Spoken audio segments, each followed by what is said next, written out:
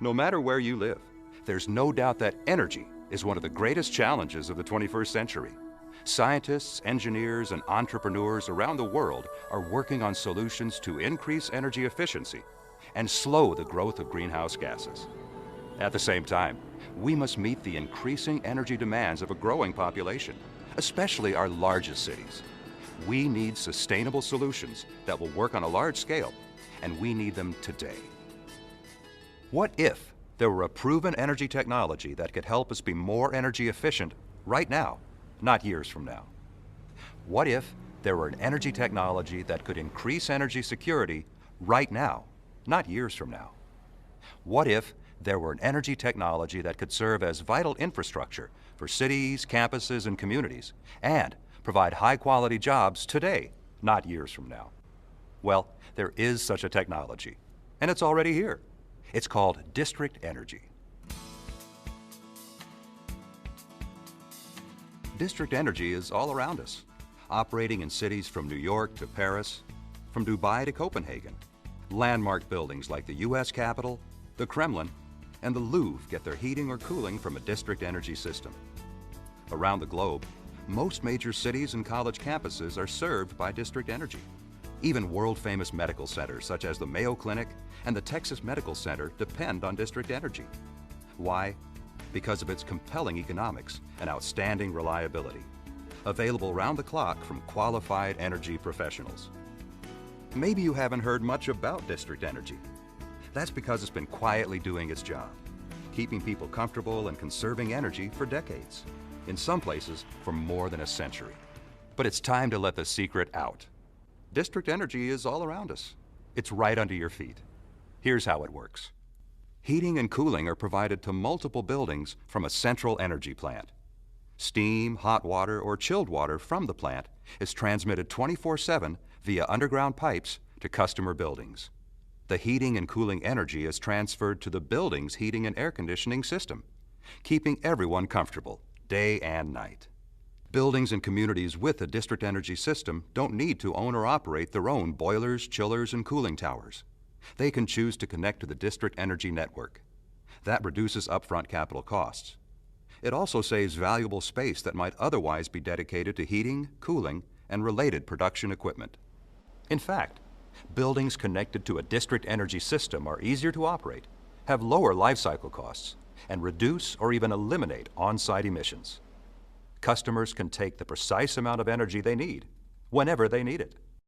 But why is a centralized system better than boilers and chillers in every building all over town? District energy aggregates the heating and cooling needs of dozens or even hundreds of buildings, creating tremendous economies of scale and efficiency. An economy of scale creates opportunities. Opportunities to run central plants at optimal efficiency, rather than many individual systems at part load. Opportunities for combined heat and power where the useful energy is more fully utilized. And opportunities where the community scale makes it feasible to use even lower carbon energy sources, like surplus heat, biomass, lake or ocean water, or geothermal energy. For example, district energy plants can run on multiple fuels. This gives them the flexibility to switch to less expensive fuels as market conditions change. That's not a practical option for most individual buildings. In many cases, a district energy system can incorporate highly efficient combined heat and power technology. This can significantly increase the efficiency of a power plant. Simply put, combined heat and power captures the waste heat created when making electricity and puts it to use to heat buildings or drive chillers. By recovering the waste heat and making it useful, we reduce overall fuel consumption, and fewer emissions are released into the atmosphere. And since less heat is exhausted into nearby waterways as compared to conventional plants, this helps the environment. New York City figured this out more than 100 years ago. Consolidated Edison of New York operates one of the world's largest district energy systems, serving around 1,800 buildings in Manhattan. More than 50% of its steam is produced by cogeneration units, which are a highly efficient form of combined heat and power technology. Customers use the steam for space heating, domestic hot water production, and air conditioning. In fact, New York City avoids about 350 megawatts of electricity on its power grid because customers use steam-driven chillers for air conditioning. thousands of communities, large and small, are enjoying the many benefits of district energy. The University of Texas at Austin is one of the largest public universities in the U.S.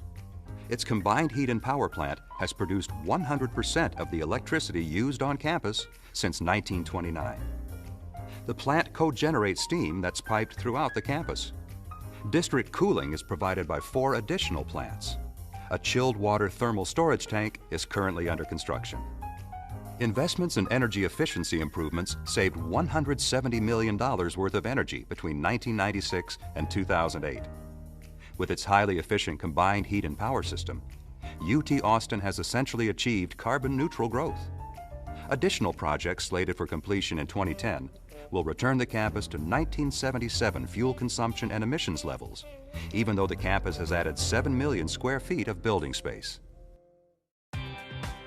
District Energy St. Paul operates a combined heat and power facility where 70% of the annual fuel is supplied by municipal wood residue.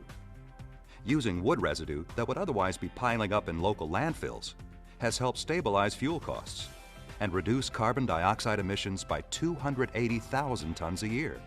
The district heating and cooling systems serve most of the downtown buildings, and 25 megawatts of electricity is supplied to the local grid. The district cooling system makes chilled water at night when electric rates are low and stores it in large tanks until needed by customers. Northwind Phoenix, a subsidiary of APS Energy Services, serves buildings in downtown Phoenix. One of the company's first district cooling customers was Chase Field, home to the Arizona Diamondbacks. In 2001, Northwind Phoenix built an ice-based thermal storage plant adjacent to the stadium, and in 2006 added more ice storage at a new plant inside the Phoenix Convention Center. On average, customers report a 13% drop in energy use following their connection to district cooling. District cooling systems reduce electric demand during peak periods and can help lower energy consumption overall. By replacing on-site chillers with district cooling service, customers can level out their electricity demand. This reduces the strain on the grid, cuts emissions, and reduces the need for costly new power plants. Around the world, you'll find district energy systems at the center of innovation. Solar district heating in Denmark and Sweden, deep lake water district cooling in Toronto, combined heat and power fueled by oat hulls at the University of Iowa, geothermal-based district heating in Turkey, combined heat and power fueled by landfill gas at UCLA. The list goes on. These are all different solutions, but none of them would be feasible without a district energy system that combines the energy needs of multiple buildings and has the scale to make these innovations possible. Just think about the thousands of district energy systems that are already saving energy and helping the environment. What if even more district energy systems could be constructed, cutting energy consumption and reducing the carbon footprint for the world's fast-growing cities? What if we could help existing district energy systems expand or invest in combined heat and power, biomass, geothermal, and other clean technologies to help make the power grid even stronger and smarter? What if we could use district energy infrastructure to utilize local energy resources, create quality jobs, and keep energy dollars recirculating in local economies? What if we could do this right now, today? We can do all of this and more.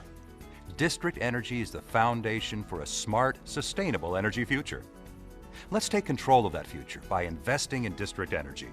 Tomorrow's energy, today.